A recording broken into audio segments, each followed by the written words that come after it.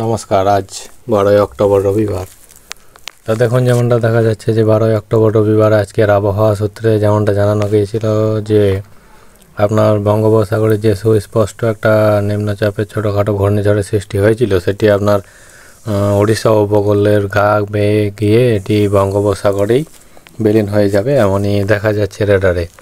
তো চলুন দেখে নিই আজকের আবহাওয়া সূত্রে যেটা জানানো যাচ্ছে যে আপনার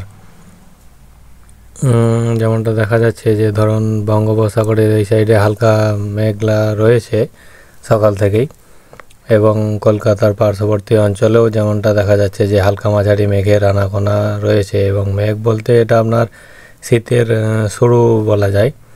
তো এই শীতের শুরুর যে আমেজ, একটা হালকা ঠান্ডা মৃদুমন্দ বাতাস, একটা উত্তরে বাতাস রয়েছে, সেই বাতাসের প্রভাবেই এই মেঘের সৃষ্টি হয়েছে, কুয়াশাচ্ছন্ন মেঘের লক্ষ্য করা যাবে।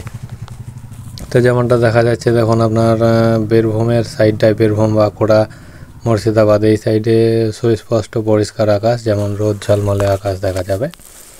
এবং খড়গপুরের এই সাইডে, খড়গপুর কলকাতা এই সাইডে আপনার হলদিবাড়ি, গঙ্গাসাগর, পাথর প্রতিমা, গোসাবা এই সাইডটাতেও আপনার হালকা ছিটে ফোটা আংশিক মেঘলা আকাশ দেখা যাবে, অর্থাৎ শীতের আনাগোনা শুরু হয়ে যাবে এমনটাই লক্ষ্য করা যাচ্ছে। অর্থাৎ ঠান্ডার একটা প্রকোপ পড়তে চলেছে ভালো রকম লা নিনার পরিবর্তিত ক্ষেত্রে। যেমনটা দেখা যাচ্ছে আজ বাংলাদেশের বিস্তীর্ণ অঞ্চল জুড়ে আপনার একটা মেঘলাচ্ছন্ন আকাশ রয়েছে সকালের দিকে। ঢাকা, খুলনা, বরিশাল, কুমিল্লা এই সাইডে আপনার মেঘলা আকাশ রয়েছে। সিলেটের এই সাইডে, ময়মনসিংহ এই সাইডটাই আপনার রয়েছে একটা মৃদুমন্দ বাতাস দেখা যাবে, উত্তরে হাওয়ার বাতাস একটা বইতে দেখা যাবে এমনই লক্ষ্য করা যাচ্ছে। তো দেখুন যেমনটা দেখা যাচ্ছে যে আলিপুরদুয়ার, কোচবিহার এই সাইডটাতেও আপনার মেঘলা হালকা রয়েছে, মেঘলা আকাশ রয়েছে। 11টা, 12টা, 1টার পরবর্তী সময় থেকে দেখা যাচ্ছে যে আকাশ পুরোপুরি পরিষ্কার, রৌদ্রোজ্জ্বল পরিস্থিতি তৈরি হবে, যেমনটা দেখাচ্ছে যে আপনার পুরোপুরি রোদ দেখা যাবে ঝলমলে। তো ময়মনসিংহ, ঢাকা এই সাইডটাতেও আকাশ মোটের ওপর পরিষ্কার হয়ে যাওয়ার সম্ভাবনা রয়েছে দুপুরের দিকে, এবং যে সকালবেলায় যে মৃদুমন্দ বাতাস বয়েছে সেটি দুপুরের পরবর্তী সময়ে একটু হলেও কম থাকবে, কারণ শুষ্ক আবহাওয়া তৈরি হওয়ার সম্ভাবনা রয়েছে প্রতিটি জেলাতেই। পশ্চিমবঙ্গের প্রতিটি জেলাতেই শুষ্ক আবহাওয়ার একটা তৈরি হওয়ার সম্ভাবনা রয়েছে। তো চলুন দেখে নিই বৃষ্টিপাত মোটে কোথায় কি বৃষ্টি রয়েছে আজকে, বা কোথায় কবে ভারী বৃষ্টি দেখা যাচ্ছে দেখে নিই। চলুন আগামী দুদিনের আবহাওয়া দেখে নেব। তো যেমনটা দেখা যাচ্ছে যে আজকে সকালের সময়ে 7টার দিকে যেমনটা দেখাচ্ছে যে আকাশ পুরোপুরি পরিষ্কার রয়েছে এমনটাই লক্ষ্য করা যাচ্ছে, এমনটাই আপনার দেখাচ্ছে। আকাশ বাংলা তথা বাংলাদেশ পুরোপুরি আকাশ মোটের ওপর পরিষ্কার আছে, রৌদ্র দেখা মিলবে সকাল থেকেই।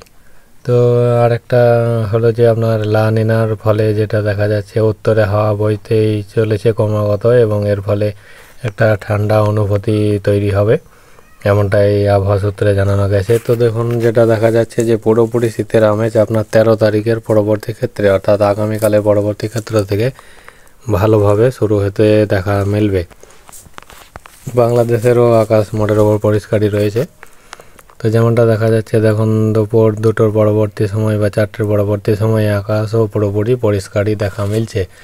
তো যেমনটা বলছিলাম যে শুষ্ক আবহাওয়ার একটা তৈরি হয়েছে এমনটাই দেখা মিলবে আজকের পরবর্তী সময় থেকে, এবং আগামীকাল থেকে শীতের আমেজ পুরোপুরিভাবে অনুভব করা যাবে এমনটাই দেখা যাচ্ছে। তো যেমনটা দেখা যাচ্ছে যে হাওড়ার কাছাকাছি সবথেকে উদয়নারায়ণপুরে সবথেকে তাড়াতাড়ি বেশি শীতের আমেজ প্রবেশ করার একটা লক্ষ্যমাত্রা দেখা মিলছে এমনটাই আবহাওয়া সূত্রে জানানো গেছে।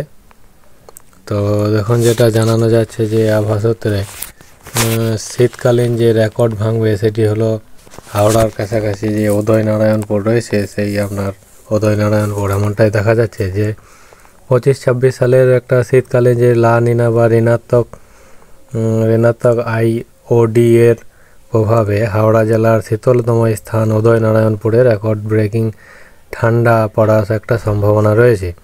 সর্বনিম্ন তাপমাত্রা নেমে যেতে পারে এটিতে আপনার 6 থেকে 9 ডিগ্রি সেলসিয়াসের কাছাকাছি।